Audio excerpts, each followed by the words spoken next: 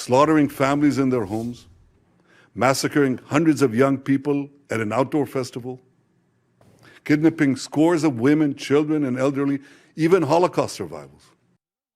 Prime Minister Benjamin Netanyahu there. Today, President Biden is expected to address the fighting in the Middle East between Israel and Hamas. Israeli rockets still launching into Gaza this morning after Netanyahu declared war in retaliation for the deadly attacks that started over the weekend. Hundreds of people on both sides have been killed, including several Americans, and still several more are missing.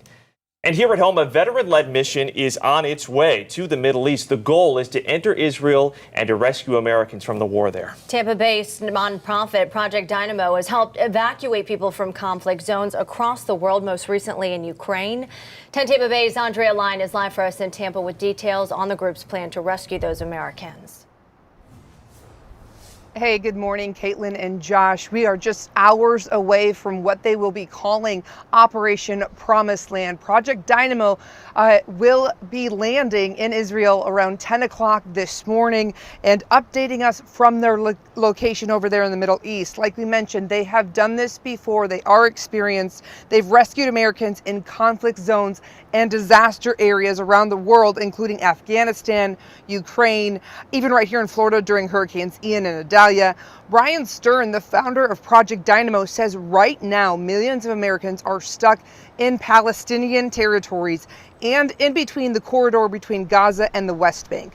The group already received dozens of requests for evacuations and help. As Operation Promised Land continues to prepare, Brian tells 10 Tampa Bay it is ready to take on chemical, biological warfares, as well as threats from the air, sky, and cyber. Logistics are going to be a real problem. How we get out of Israel is a very real concern.